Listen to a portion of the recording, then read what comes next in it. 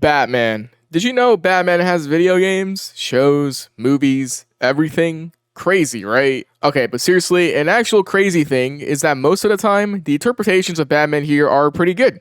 DCAU Batman, for example, is a classic. Arkham Batman's amazing. Movie Batmans, some people disagree, but I think most of, if not all, the movie Batmans bring something interesting and faithful to the characters. But with so many different Batman interpretations, brings a higher chance of getting trash versions. I've compiled a list here of the most awful versions of Batman over the years, and I'll discuss as to why for each of them. Let's just get started right away. Obviously, this is all opinionated, but if you think any of these Batman are good, I think you're wrong. Please subscribe if you like the video or just my stuff in general. I really appreciate it. Watch my streams if you enjoy challenges and people, aka me, being stupid. And follow my social medias as well in the description below. I'd really appreciate it. Let's move on with the first Batman here that I think sucks ass though.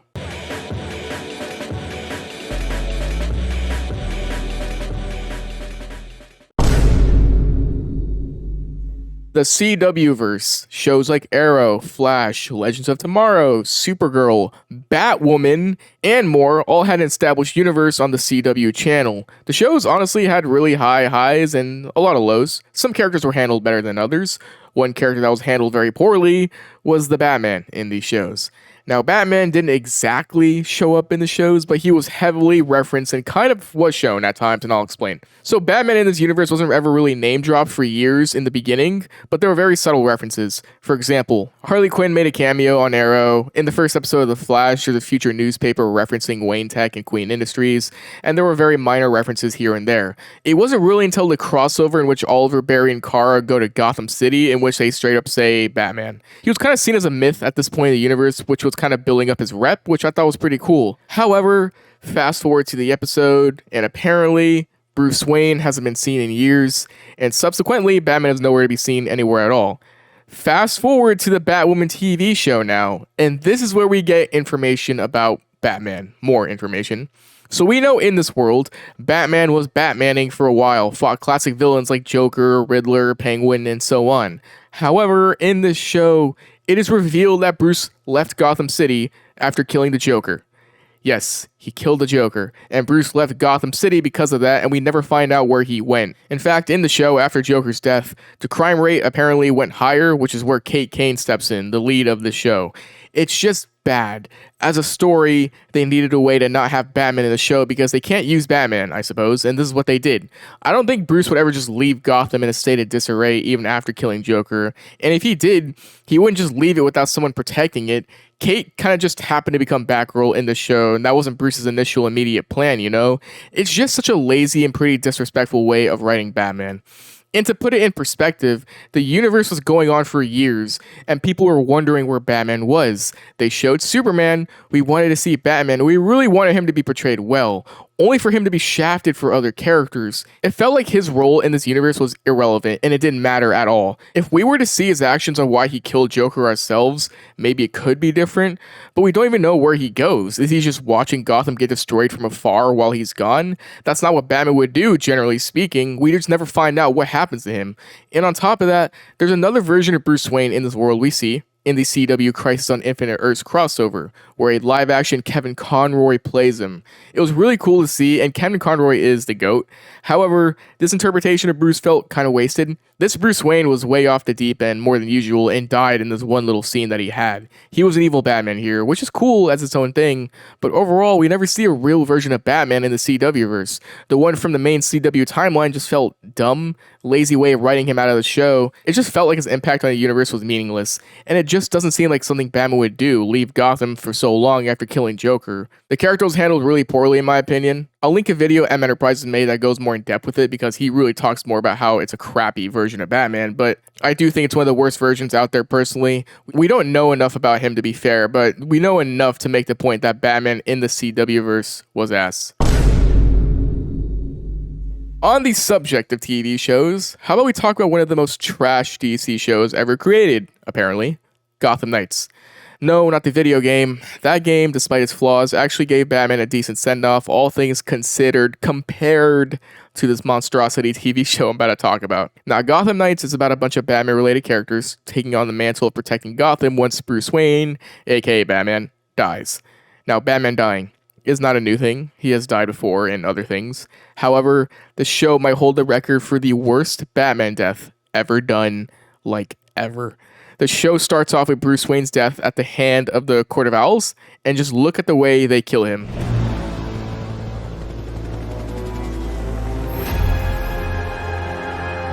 Yes, you saw it. Batman was seemingly just thrown out of a building and killed by the Court of Owls in this universe. There's two things that could have happened here. One, Bruce got caught off guard, which is very stupid. He would not be caught off guard like this. And two, he wasn't caught off guard and just simply died like an idiot. There's no way Batman would have died here. Actually, I guess Batman in this show would have, because look at this guy's Batman mask. He bought it from the dollar store. This mask literally just looks like a cosplay mask. It's laughably bad how thrown away Batman was in this world. The show itself, I've never watched it. I heard it was dog, and I'm going to assume that it is. Even the video game, Gotham Knights, had a tweet out that they're not related to the show, which is hilarious. I digress though. The point is that Batman in the show was clearly incompetent, thrown away, and just used as fodder for the plot. He clearly sucked. I mean, look at his mask. And with the way he just dies here, it's so stupid. I think this is one of the worst versions of Batman we've ever seen for the 2 seconds that we do see him. Okay, let's delve into some video games. Suicide Squad Kill the Justice League, everybody's favorite Arkham game, right? Now, if you watch my channel, you know that I talk about the Arkham games to death. So Suicide Squad Kill the Justice League. What I say here, you already know probably, but this deserves a talking point for the video. Now, Arkham Batman in the actual Arkham games is established to be a very powerful and faithful rendition of the superhero. He was established in these games to be able to take down so many of his villains in one night. It shows his wits and overall strength. He's a very, very powerful version of Batman. Now, fast forward to the quote-unquote latest entry, Suicide Squad Kill the Justice League, and you got what I think may be one of the worst interpretations of Batman. Not really because of how he looks and how his skills are portrayed per se, but rather how blemished and disrespectful the character got treated in this one game. Now, this entire game was centered around 4 bozos, Harley Quinn, Deadshot, Captain Boomerang, and King Shark, killing the Justice League. It was just never believable. It was just never believable how they did that over the course of the game. And particularly in Batman's case, there's just no way.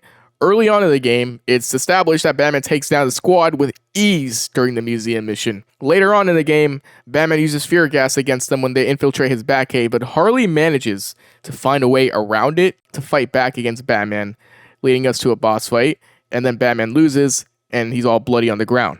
What? It just doesn't make sense, because let's say Harley does find a way past his fear gas. Okay, cool. How would they still win?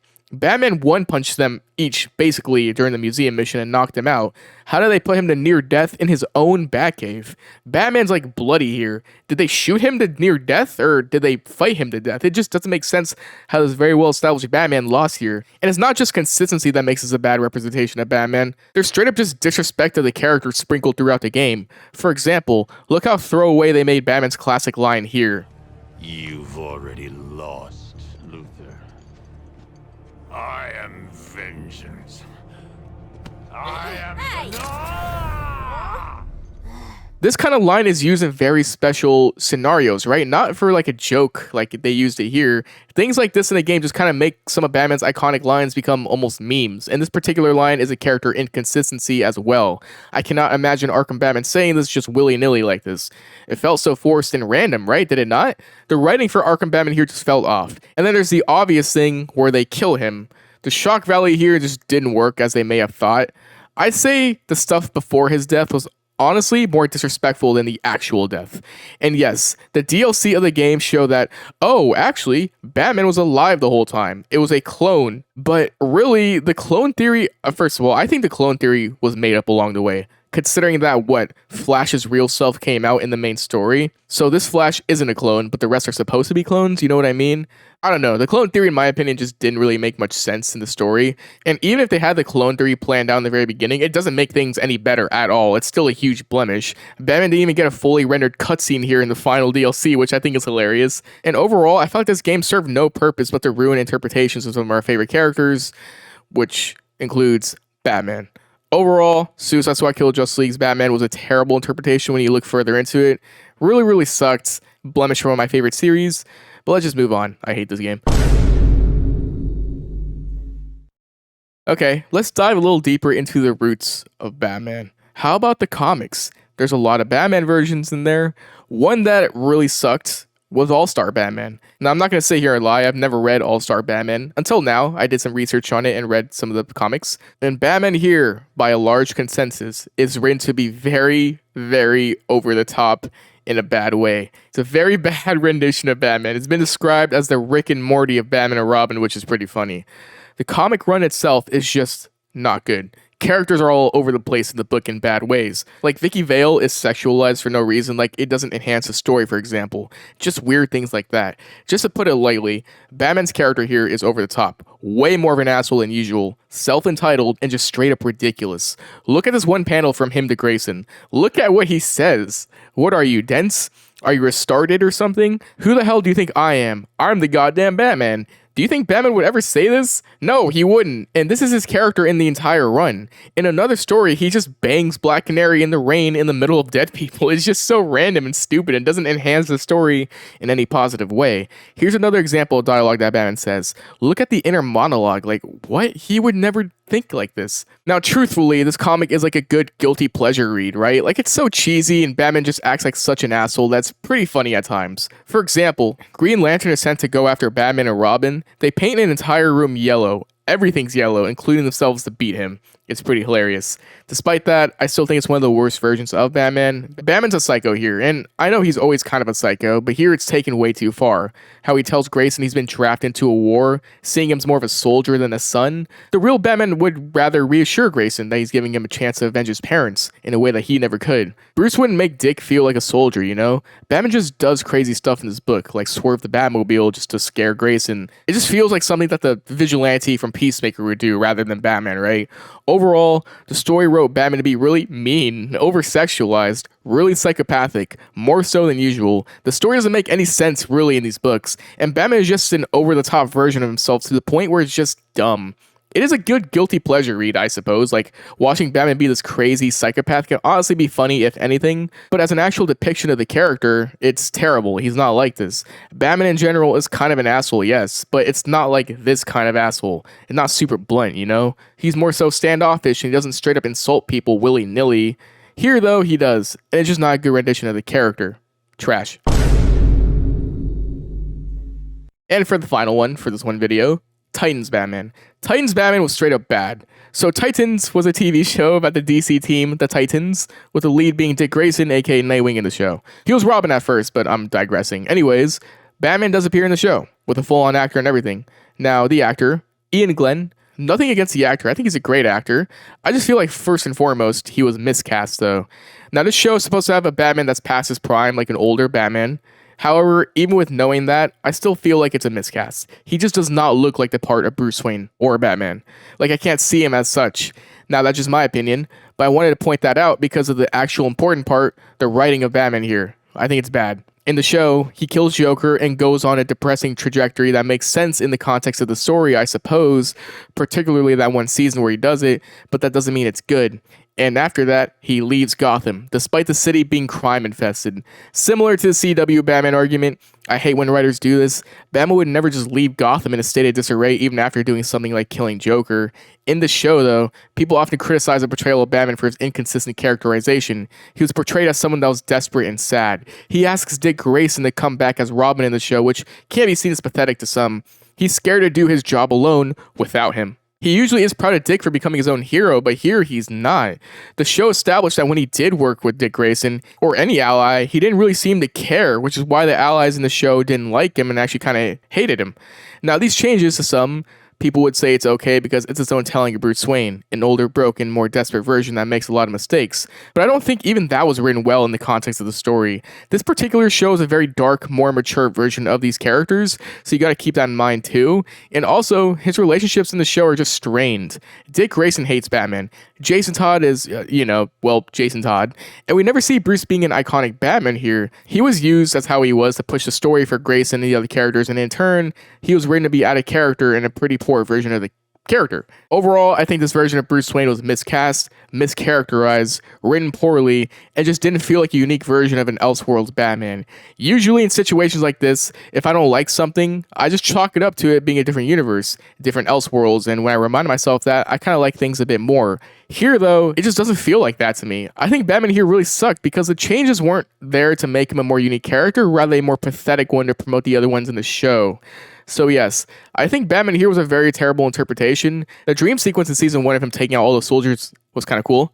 But other than that, yeah, this version of Bruce Wayne, aka Batman, sucked. But yes, overall, those are what I think are some of the worst versions of Batman. I think some people might like these versions in some ways, like All-Star Batman, but I don't know, man. I think these ones miss the point on the character of Batman or use them in a very stupid way to push a narrative of their respective stories. Let me know what you think, though, of my thoughts, and if I'm stupid. Let me know of any other versions that sucked, and please leave a like and subscription. I'm trying to keep increasing every day to give you guys great content weekly, so I'd really appreciate any support. But other than that, I hope you enjoyed the video, and I'll see you in the next video. Stay safe and peace.